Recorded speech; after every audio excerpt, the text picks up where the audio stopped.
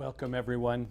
Tonight we continue our series of programs called League of Women Voters Empowering You, a program designed by the League of Women Voters in partnership with Dayton Access Television. Tonight I am pleased to be able to welcome Carolyn Rice, Commissioner and County Commissioner and County Treasurer. Former County Treasurer. Thank you, Carolyn. I can't do two jobs. Yep. Robin Lightcap, who is Executive Director of Learn to Earn Dayton and the Dayton-Montgomery County Preschool Promise Program, and Kim Jarvis. Kim is the owner of On Purpose Academy in Dayton, which is a licensed child care center here in the heart of Dayton. My name is David Botery. And I am been a member of the League of Women Voters for almost 10 years. The pandemic has really thrown our lives into a tailspin.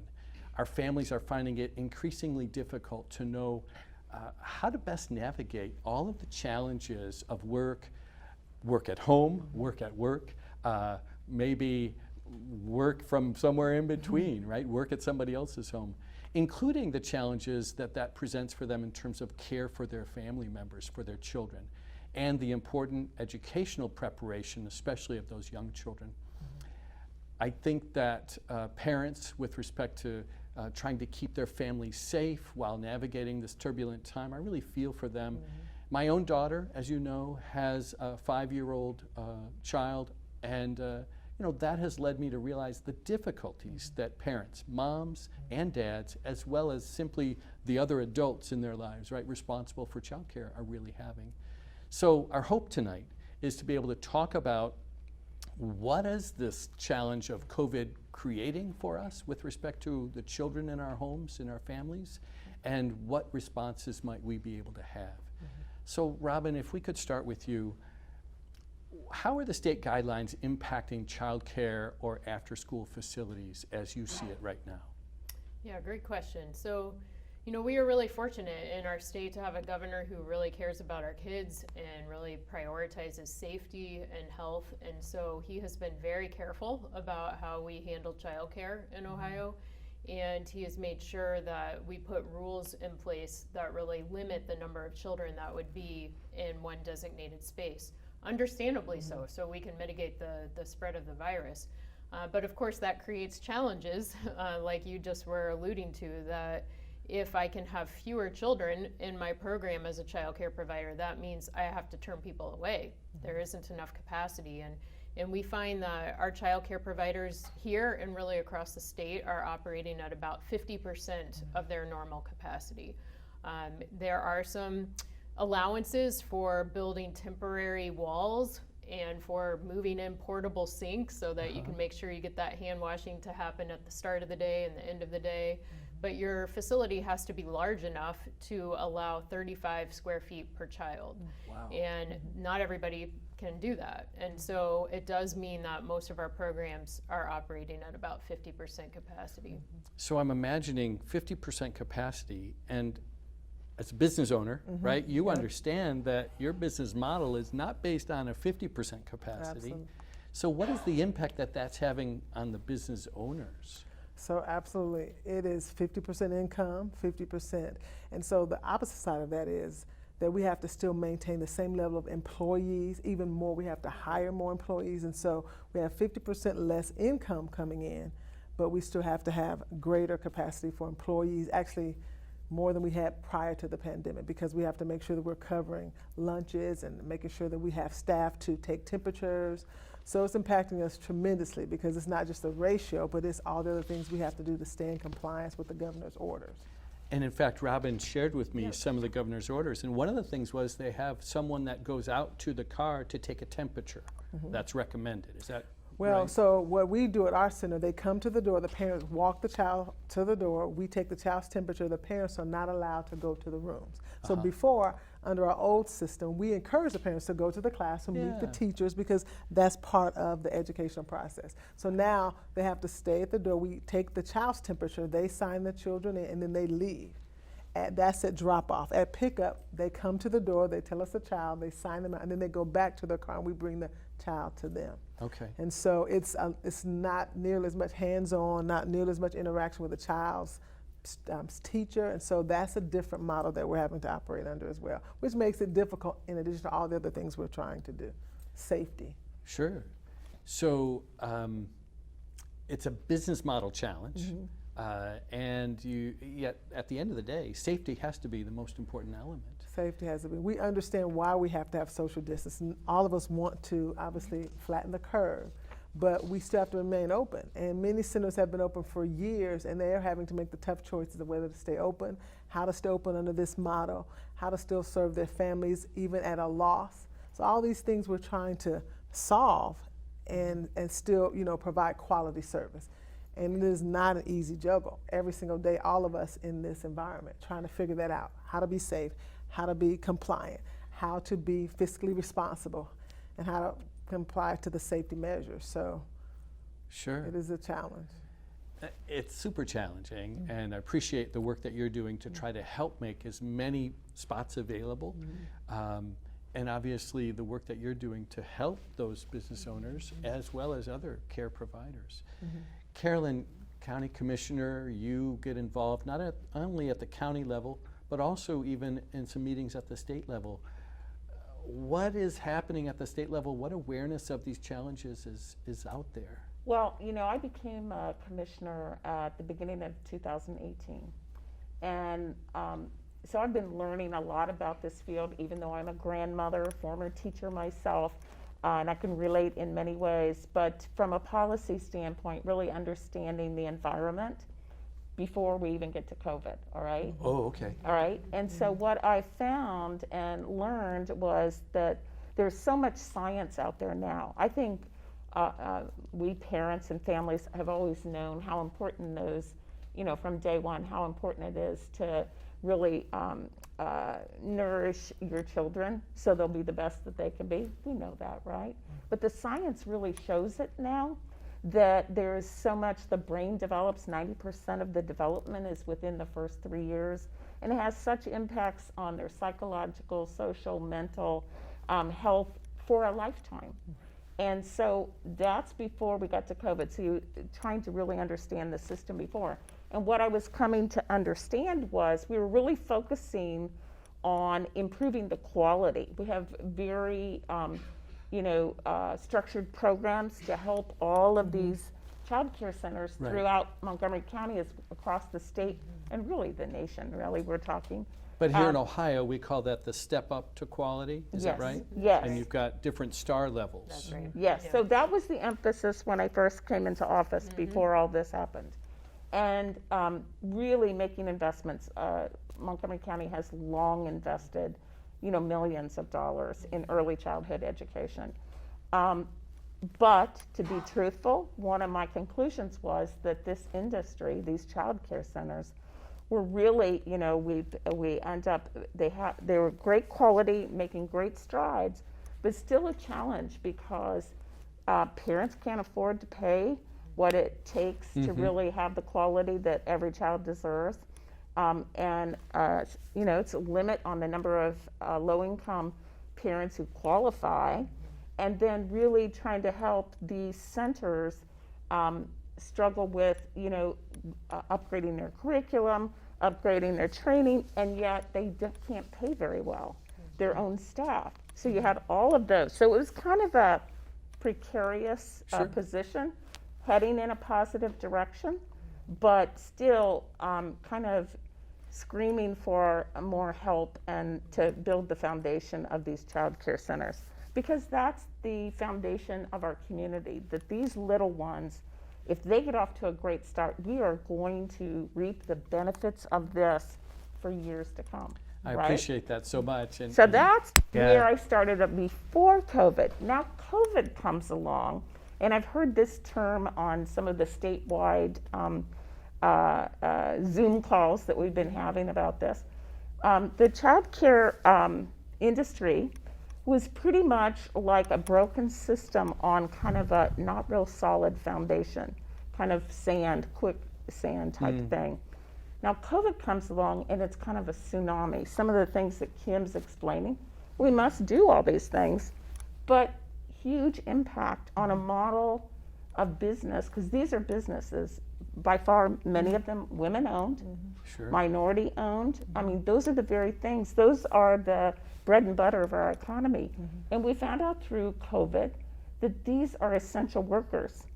The essential workers can't go to work if they have children unless they have the essential to the essential workers working, That's right. right? That's right. And so now we are really, this, Robin brings up that it's 50% loss of capacity. You're bringing up the challenges financially. We are really looking at a potential collapse of many of these centers. For no one can look into the future and know how long this is going to last or what's coming next.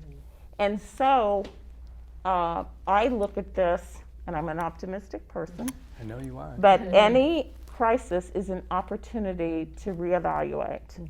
And I think this has been a wonderful opportunity to realize how important this is. And we need to shift our thinking.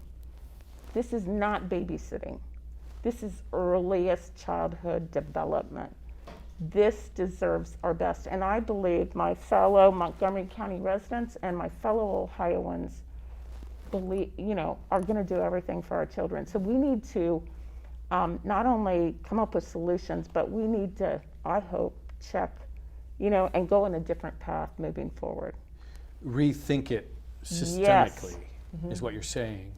Let's take a step back just for a second, though, because Step Up to Quality has a system that tries to help communicate what level a particular facility has reached. Can you help break that down a little bit for me if a person has one or two or three?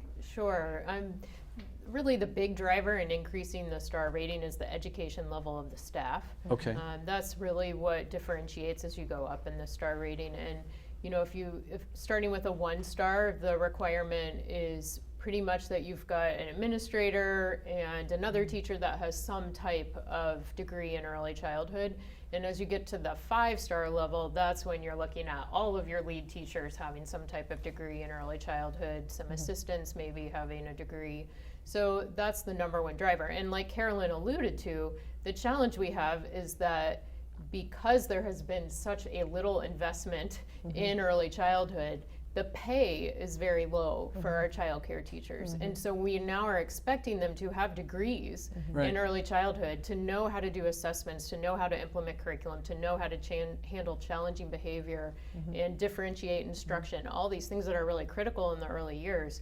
But we're paying on average $11 an hour. Yeah. They themselves qualify for social services. Like this is a problem. So we really we need our system to catch up with the science and start investing really where it matters most. We all know how important the K-12 system is, and we have to recognize that the education starts much earlier. Right. Yeah. Absolutely. I remember as a dad who was able to be home with my oldest daughter, but my child at the time, and how there was a mom who was like, well, it's good that he's seeing her now when she's young because he can't hurt her too badly. Oh, and I was kind of wow. like, whoa. That's terrible. and of course, I think we, upon reflection, realized those first formative years are so Right. important. And I feel so lucky that my Yeah. daughter and I were able to spend that time together. But how lucky I was, how privileged I was to be able to have flexibility in my life, Right. to be able to make that commitment. Not everybody has that, and Well, so think that's of the where. single moms. Right. And that You is know? absolutely what you think about. Yeah. They have to they have to provide for their family. Yep. And so, yes, unless Or there's dads, single dads. single actually. dads are the same, that's right. And so unless you've got a family member that's confident and comfortable, and that's before a COVID, right? But if that family member is elderly and now they're worried about passing a virus around, maybe you don't even feel comfortable asking. Yeah, a lot of grandma. those options have kind of vanished out of That's right. consideration, Yeah. or a neighbor or someone you trust. And I think that's what has exposed what we were counting on for a lot of this. So it's challenging on so many different levels, and I think certainly that's why we're here today, because we thought by talking about it, maybe we could unwrap some of this. You talk about the challenges as the business owner. I'm thinking about it from my daughter's perspective, who's taken a cut in pay at her work. They've reduced her hours, reduced her pay as a result, and so now, how does she balance out paying, right? And she needs to have that option available because she hasn't stopped working. And yet, how do you balance that out? So that's another one of those challenges. Are there other resources available at the county, at the state level for people that are in those situations? And if so, how can we help people to understand that? And if not, what can we do, obviously, to rethink these issues? I know from a state level right now, we're going to be receiving what they're calling a ratio payment or subsidy or a grant. So the state is giving us, right now they've only committed to 2 months, June and July, to help us with the loss of income with our ratios and the loss of income with buying things like portable sinks and the room dividers and boatloads of sanitizer and hand swipes and things like that. So that is a positive. Those are the things that the state has put in place for us as owners to kind of bridge the gap. But that's a short-term solution. That won't take us through till this COVID is over. So we may have 2 months of this. And so what do we do in August, September, and beyond? Sure. So I do want to acknowledge that because that is helping us get through a little bit of the loss that we have. But we don't know the solution after that. Right. And is that part of the CARES Act, or is that separate? That's part of I the believe CARES it is Act? part of the CARES Act. It Yep. is part of the federal investment to the state that was dedicated to childcare. And then, we are fortunate to have commissioners who in our county are really serious about prioritizing early childhood. And I know as they're making difficult decisions about how to use the limited dollars they have at a county level, certainly childcare is on the table being discussed. What is the best way to support families and providers? But like Carolyn alluded to, we need a change in policy. And I know the league is committed to really looking at that as we vote and we all consider policy changes. Right now, just to make it real, the eligibility for subsidy for childcare is at 130% and below the federal poverty level. So to translate that, you think of a family of 3 who makes $29,000 a year. So it could be 2 parents and a child, or a single parent with 2 children. They're bringing in $29,000 a year. They do not qualify. Wow. They make too much. And childcare costs on average $12,000 to $15,000 a year for full-time care for one child. So now you're taking, if it's a 2-parent working and 1 child, half of your gross income. That's just not feasible. The math does not compute. Even for housing, we're recommended to spend far less than that. Exactly. And so when you combine the housing with your childcare, then you would have no money left. You couldn't eat. Right? So yeah, these are really challenging it's a real, issues. and I think there's an opportunity as we think about policies during this pandemic era and we all learn how to live with COVID, how do we reevaluate eligibility? So situations like your daughter, I mean, that's happening all over the place. People have had a reduction in pay, they've had a reduction in hours, but they still need childcare for those hours they're going, so they still need to be eligible. Like we need to figure out new ways of supporting the workforce with that eligibility policy. Absolutely. And the Deaton Area Chamber of Commerce recently did a survey of all their members. I think there's 2,300. And one of the top issues that came up, they were asking them, how are you responding to the pandemic? One of the top issues was a concern about child care for their employees when they do come back or change the status, not working virtually from home or whatever. So I think it is, like I said, shining a light on this issue that's been there all along, but somehow we were cobbling it all together through what neighbors, family, whatever, but now it's on there and all the formulas don't work anymore because we don't want to expose elderly to this. So I think we have to look at this as an opportunity.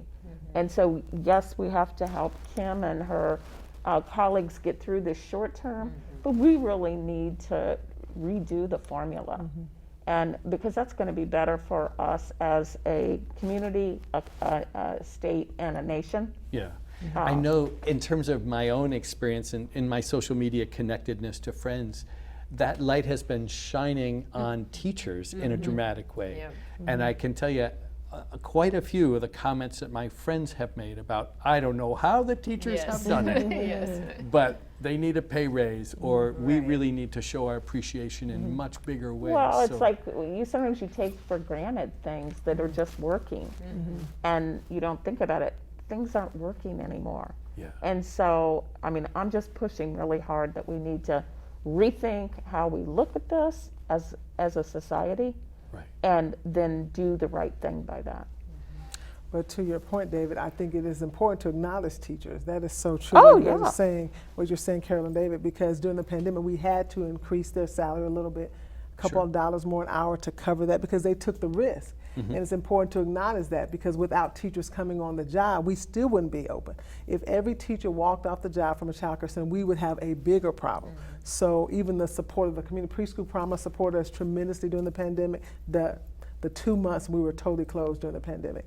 4C, different agencies supported us that were supported by your office, Carolyn. So all these things that are important for us to acknowledge because if we didn't have staff, we wouldn't even be open.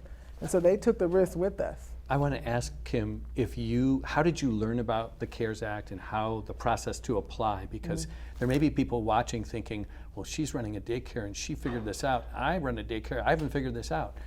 Is there some resource that you found really helpful? Okay, Preschool Promise, Robin and her organization, they send us out emails weekly, what to Okay. look for this week, what webinars to Beautiful. join. 4C does that. So it's a little bit of a turnkey for us because we don't have time to comb through, and I don't have time to always look at the governor's meetings, briefings. So I look at my emails. This is what to watch for. This is your deadline to apply.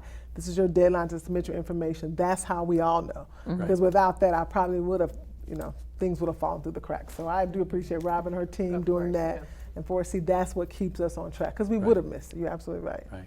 And then, of course, I found, because you sent it to me, ohiohealth.gov, is that the right? Department of Health. I think it's under the Department of Health. They have the different responsible restart and reopen guidelines Yeah. for the different sectors. Yeah. So there's one for childcare. Yep. For sure. And so, Preschool Promise. Yep. Are there other resources that you know of that we haven't talked yet about? Well, so on the childcare side, I think like Kim referred to, there are certainly within the childcare world, there are resource and referral agencies that people can access, and 4C for Children is the one in our community. I would say for viewers who are thinking about how do I lend my voice to this cause, I would encourage them to go to groundworkohio.org. Groundwork. Groundworkohio.org. And if you go to that website, this is the statewide advocacy organization for early childhood, and I am part of that advisory board led by former state senator Shannon Jones, also a Warren County commissioner now, and she and her team have done a great job really elevating early childhood. But if you go to the upper right corner on their website, it says Take Action Now, and that would be a great and simple way to lend your voice. We really need increased federal investment and increased prioritization from the state level too. So, And to just jump on that, I would wholeheartedly endorse what you just said.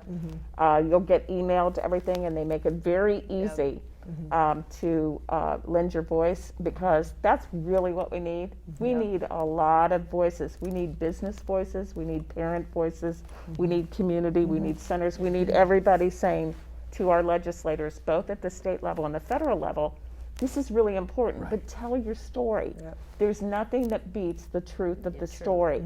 So while I fully endorse just clicking, if you add your story to it, you are going to get the attention. It is going to be heard. And there is, at the federal level, the Senate has some legislation out there. It's called Child Care is Essential Act. It's being sponsored by Senator Patty Murray. And we were on the phone last week with Groundwork with Senator Brown. So that's to apply $50 billion to this. That's what they've estimated it will take. Not the short-term solution, a more long-term. So I would encourage you to go learn about it. definitely. Get on that kind of a list, but tell your story and talk to other people, even your local. I mean, talk to your state representative, talk at your city council. This has to be coming up from the ground to tell people, what you're experiencing. And there's nothing that beats your reality, your truth. Right. We talk a lot at the League about how democracy is not a spectator sport, right? You have to Right. become actively involved. And whether that's at the school board level, where you're contacting your school board elected officials, or maybe it's at a city, a county, a a state level, whatever, it's so important that as citizens we remain engaged. And here's an issue that I think people care greatly about. Well, I'm on a campaign to tell all my fellow grandparents about this. Nice. Right. So we all have networks that we can have influence on. So just because you are not facing that, you can help with this effort. And our children deserve it. Our families deserve the support for them to all get off to a great start. And your child care center needs to be supported and have a stronger foundation in which to succeed. I want to back us up again just a little bit because, of course, at the end of the day, this is a virus. And what do we know about viruses? It's about washing hands, right? Kids get sick in daycare without a virus, right? And can you talk about what's happening, what's changing at the daycare center level in terms of helping us to feel reassured that dropping off is going to be safe and healthy for our child? Sure. So in addition to taking temperatures at the door, we do what we call a wellness check at the door. Are there runny noses? Are there abnormal symptoms? We immediately tell the parents that they will not be able to stay that day. So we are even more aggressive with that. Sometimes in a child care center, if a child is having issues, you will let them come in.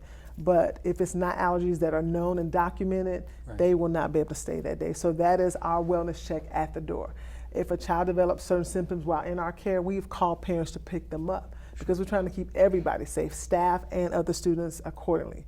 And then we have a very aggressive checklist, a cleaning checklist that my staff, everybody's assigned certain things to do. They check it off as if they're agreeing to do, and that means sanitizing knobs and light switches and all these things, wiping down cots in preschool, things that we do anyway, but actually on a more aggressive basis on a daily basis. So those are things we're trying to do. And so we do our wellness check, and we do it throughout the day. And we've had to call parents to come pick up children. Sure. We've not allowed kids to come in, which normally they probably would have been able to stay. Right. Because we don't know, some people are asymptomatic. And so we cannot take a chance on that. And still, you know, we do the best we can, but it is a virus and it's out there. So we clean. Yeah, yeah, appreciate that. In many ways, as we deal with this, it becomes a communication problem too. Are there things that you're recommending to the daycare providers, to the owners, in terms of communication changes, ways in which we might need to alter or adjust our communication with those parents or grandparents, right? Anything there that comes to mind? Things that you recognize you're doing? I mean, I would say that most of our child care providers are already really strong on communicating. I mean, it is about connecting with a family, caring for a child. So I think that's the good part about this is that if anybody is well suited to be careful and to sterilize and clean and to take care of children in a safe way, it's our licensed child care facilities. They do that all the time anyway. But I think obviously positive COVID situations will arise, and just being transparent with families, making sure that we're letting them know, we're handling it appropriately, we're notifying the people we need to notify. But I think, you know, in general, childcare is a safe place because we do have people who follow a lot of really important rules and regulations. Very So stringent. I brought my mask. Yes. Carolyn's wearing hers. I've been Yes. wearing mine. So is a mask something that a daycare provider will be wearing, or is it optional? How do you approach that, Kim? And obviously you can't speak for others, but Right. So on the responsible restart, they have pretty much said that we have to wear masks as teachers. Right. Before that, it was strongly suggested. Now we have to wear them. And so we tried to have kids wear the mask. That didn't really work because they were exchanging masks, dropping the mask. But for staff, we are wearing the mask. We do give them a break. It's difficult to teach and instruct all day long, 8 hours a day. So they have to wear the mask, but we give breathers throughout that so they can, you know, just take a moment to breathe. But yes, everybody wears a mask. The person that's doing the temperatures at the door, they wear a mask. Okay. Those that are letting them out at drop off and pick up, they wear masks. So we do wear masks, but there are times throughout the day you'll see them kind of hanging down a little bit so they can just take a moment to breathe. But we are mandated to wear the mask right now. That is where we are. yeah. Yeah. Depends Staff. on the age of the child, of course. Like no child under 2 should be wearing a mask. Obviously with your school age children, it's much different to ask them to wear a mask. But you know, the American Academy of Pediatrics just came out with recommendations about reopening school they actually took a really strong stance that they think we should prioritize getting children back in the physical school building. And they acknowledge there's risk, but they think the risk of not being in school is greater than the risk of the COVID situation. So, you know, we're still learning as a community about the science around this, but I think there are precautions that can be taken that are age appropriate that they outline. I appreciate that. So you're really suggesting that there might be different choices depending on the age of the child. Absolutely, yes. Preschool, Yes. first, second, third grade, Yeah. and then as we get into middle school and high school, for That's sure. right. Well, thank you for that. And it's a complex issue. It is. And as we sort of peel away at it, I think we begin to realize how little maybe we each understand of the whole, and how complex it becomes as you deal with it. So thank you very much. I want to wrap up as we think about the sort of what do we do now, what actions, and we've talked a little bit about some of those actions, some long-term policy changes that might be possible, but we really have to commit to that. And that might mean that it means we have to value one thing over something else. Any thoughts as it relates to those policy changes or in other things that you think people are worrying about that we have a chance now to perhaps address? Well, I mean, I personally am, I have, as a county commissioner, we belong to an organization called County Commissioners Association of Ohio. And I have indicated to their leadership that I am most interested in being part of this is a statewide effort to make the case to our legislature to both inform them and make them more aware of what the issues are, and then to advocate.